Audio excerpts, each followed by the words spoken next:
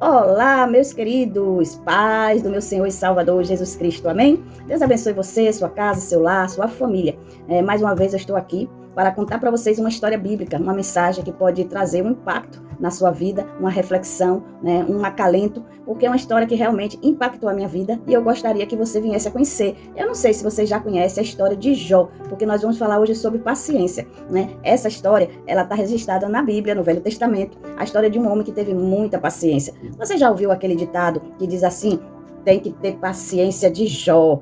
Pois é, foi por causa da história de Jó que esse ditado popular cresceu e chegou até o dia de nós, Então, eu queria, no meio desse livro, que eu não vou poder ler todo a história aqui, porque a história dele se conta, em 42 capítulos. Então, ficaria inviável eu ler todos esses 42 capítulos para vocês. Então, eu vou contar, de uma forma simples e em alguns minutos a história de Jó, Vamos começar a ler, como sempre, um versículo que no meio da história dele, Jó fez uma declaração a Deus, que está lá no capítulo 19, versículo 25. Olha só o que Jó falou para Deus. Porque eu bem sei que o meu Redentor vive e que por fim se levantará sobre a terra.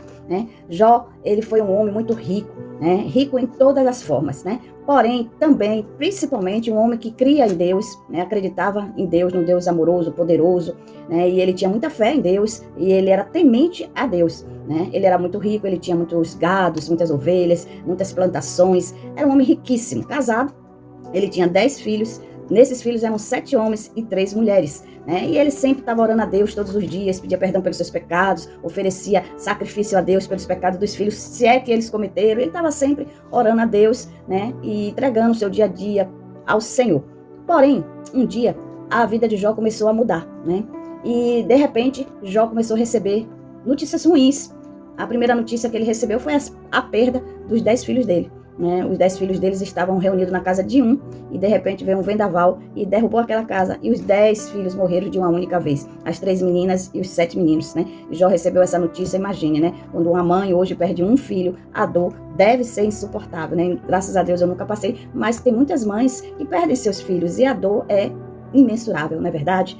Jó perdeu os 10 num único dia, que dor, multiplicada 10 vezes, E ele sofreu muito. Imagine a mãe dessas 10 crianças, que na realidade não eram crianças, eles já eram adultos, mas não importa a idade do filho, a gente sofre, com qualquer idade a perda de um filho, e não foi diferente com esse casal, Jó sofreu bastante com a perda desses filhos, e pouco depois ele começou a perder também as riquezas dele, financeiramente falando, Ele perdeu os gados, ele perdeu as plantações, ele perdeu as suas colheitas, perdeu tudo, ficou pobre. De rico, ele passou a ser pobre mesmo, E logo após ele perdeu também a sua saúde. Olha que terrível, E sabe o que foi que Jó, quando ele perdeu os filhos, quando ele perdeu as riquezas e por fim ele perdeu a saúde, o que foi que Jó falou? Ele se ajoelhou, ele levantou as mãos deles para os céus e disse assim: o Senhor me deu, o Senhor me tomou.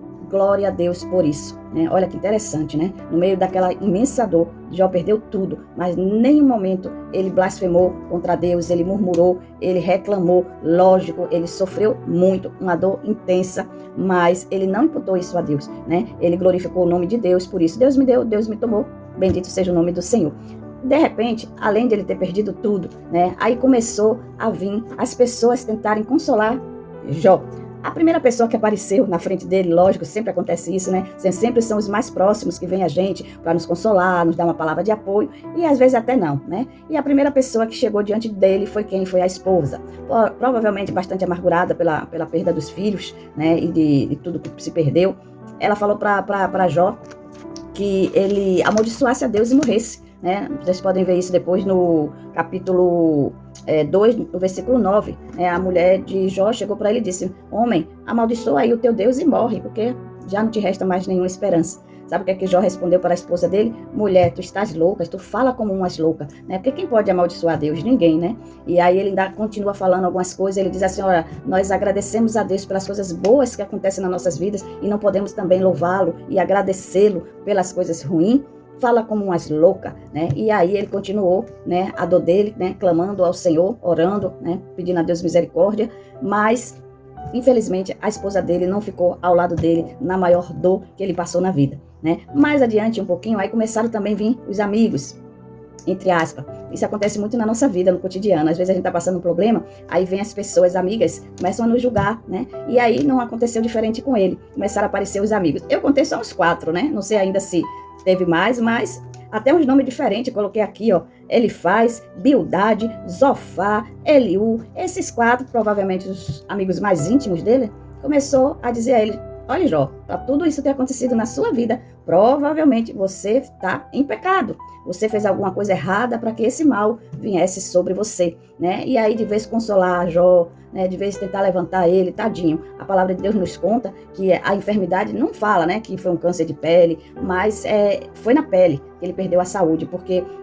a pele dele se transformou em um corpo totalmente com feridas. E ele registra aqui no livro dele que coçava tanto que ele pegava tijolo para coçar as feridas dele. Até os cachorros vinham e lambiam as suas feridas. Imagine que situação desse homem. Aí vem a abençoada da esposa, manda ele amaldiçoar o Deus dele e morrer, né?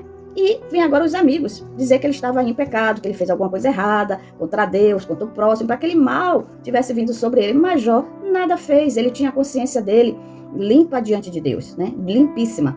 E o que ele fez? Como ele conhecia ele e Deus também conhecia, ele não aceitava aquele tipo de comentário. Eles começaram a ser os puritanos da vida. Ah, mas com certeza, olha eu não tenho nada disso, né? Eu tô bem. Agora você tá dizendo que tá bem e tá desse jeito, alguma coisa você fez de errado, né? Porque Deus é assim, Deus é assado, Deus é justo, Deus não ia fazer você passar por isso sem você ter culpa disso, né? E ele disse: não, eu não fiz nada, eu sou inocente. Estou inocente diante de Deus, né? Eu também conheço a Deus igual a vocês poderiam estar aqui me consolando de outra forma, né? E vocês vieram aqui me julgar, me condenar. E aí eles começaram, né? Primeiro veio Elifaz, depois veio o Bildade, depois o Zofá, depois veio o Eliú, e toma-lhe julgamento, e ele, de vez eles, né, levantarem Jó, eles botavam Jó mais ainda para baixo. Sabe qual é a lição que eu tirei disso aí?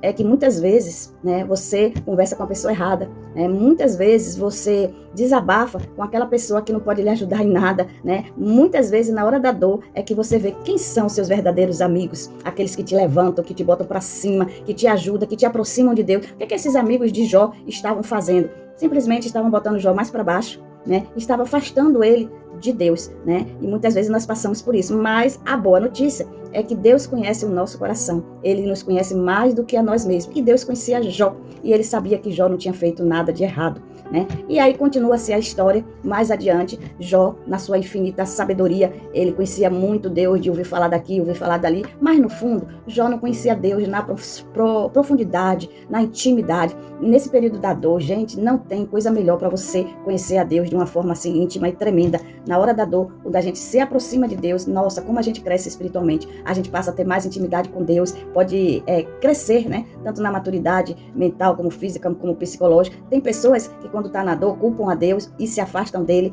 e entram, né, num caminho errado, depressão, vingança, mas Jó não.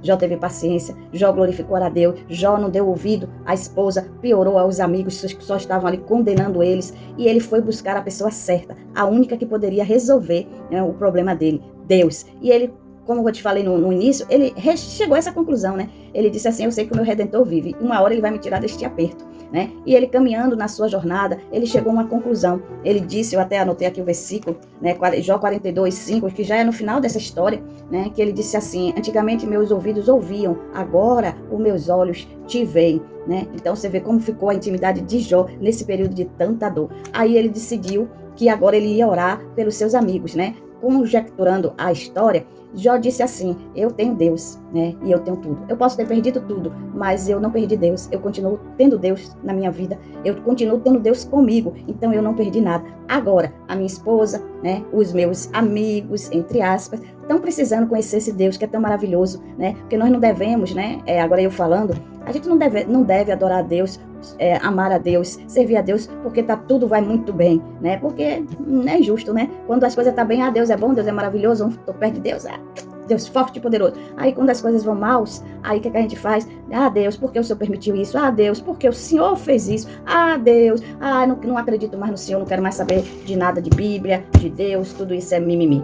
Tem pessoas que agem assim, né? Aí vão para o outro lado, né? E isso dá muito errado, né? Mas aqueles que se aproximam de Deus, tanto na bonança como na dor, né, são bem-aventurados, né? Porque a palavra de Deus diz, bem-aventurados são aqueles que neles confiam, porque vai passar pela dor. Jesus, ele falou assim, no mundo tereis aflições, mas tende bom ânimo, eu venci. Em nenhum momento Jesus disse que você não ia passar uma aflição, que eu não ia passar uma aflição, mas ele disse que ele venceu e a gente vai vencer também, ele vai passar com a gente. Mas aí, é o único que pode nos consolar, nos confortar, nos dar fé, né? Para que a gente viva aquela situação. Aí de vez a gente se aproximar de Deus, a gente se afasta, negativo. A gente precisa fazer como Jó. Jó teve muita paciência. Ninguém aqui na face da terra que eu conheço passou a situação que Jó passou, mas ele continuou crendo firme, né? E até que ele resolveu aí, então, orar por eles, né, pelos amigos infiéis, né, pela esposa. Ele começou a orar por eles, Senhor, eu já te conheço, mas eles estão precisando te conhecer. E começou a orar pelos amigos dele. E aí, a partir daí, Deus começou a mudar a sorte de Jó. Começou a restaurar tudo. A primeira coisa que Deus fez foi restaurar a saúde de Jó, né? Restaurou também as amizades dele. Eles pediram perdão a Jó, Jó orou por eles pessoalmente, né? E eles entenderam que realmente Jó não estava em pecado. E Deus foi restaurando aos poucos, né? De repente, Deus deu de novo para Jó 10 filhos novos, 10 filhos, 7 homens, interessante, né? Ele tinha 7 meninos, 3 meninas. Na restauração de Jó, Deus devolveu 10 filhos também, 7 homens e 3 mulheres. E a palavra de Deus nos ensina lá no último capítulo de Jó, que é o 42, que não existia na face da terra filhos tão bonitos como os filhos de Jó. Eram os mais lindos da face da terra. Não era só daquele país, da terra. Que interessante, não é? Muito interessante. E Deus também restaurou as finanças de Jó, as riquezas de Jó. A Bíblia diz que ele teve tudo o dobro e muito mais, né? E Jó também pôde desfrutar, antes de morrer, muitos anos de toda a bonança que Deus restaurou na vida de Jó. Gente, essa história, apesar que eu contei em poucos minutos, é uma história muito impactante, porque prova aí, né, que é possível sim, na hora da dor, Deus está do nosso lado e a gente sair vencedora dessa história da vida, né, da vida que nos afronta, da vida que nos apronta, né, coisas que acontecem na nossa vida, no nosso cotidiano, que a gente acha que não tem mais saída, que a gente não vai ter mais vida. Acabou para mim. Quantas pessoas falam isso, né? Acabou para mim, né? Aí Deus disse assim, não acabou não, vai continuar, siga em frente, segure a minha mão e não largue, porque você ainda vai ter muito o que viver nesta vida, né? Vamos seguir o exemplo de Jó? Vamos seguir, né? Porque é muito bom a gente saber que na hora da bonança, na hora da dor, nós temos um Deus que cuida de nós, assim como cuidou de Jó, né? Ele também cuida de nós, né? E a gente consegue passar, né, até chegar ao outro lado e cantar o hino da nossa vitória. Assim como Miriam cantou, depois da passagem do Mar Vermelho, que eles chegaram do outro lado, aí Miriam pegou o pandeirinho dela e começou a cantar e a dançar, e levou todo o povo também a cantar e a dançar com aquela grande vitória. E a sua vitória já chegou? Você ainda está no meio do caminho, no início da sua dor, da sua luta? Fica tranquila, tenha paciência de Jó, lembre-se do exemplo dele, né, que ele perdeu e sofreu tanto, ele perdeu tudo, não ficou nada, não ficou ninguém do lado dele, nem mulher, nem tinha mais os filhos, todos, em um único dia foram enterrados. Imagine que situação, né? Mas Jó perseverou na fé, na esperança, como ele falou, e eu concluo esse vídeo dizendo e repetindo novamente as palavras de Jó. Eu sei que o meu Redentor vive. E você também acredita que o seu Redentor vive? Ele vive e reina para todo sempre. Jesus Cristo, o Filho do Deus vivo. Deus te abençoe, a você e toda a sua casa. Eu espero que essa palavra tenha te dado uma palavra de ânimo para que você nunca perca a esperança, por mais difícil que seja a sua situação, por mais difícil que seja a sua dor. Lembre-se, Deus é contigo. Um grande abraço, Deus te abençoe.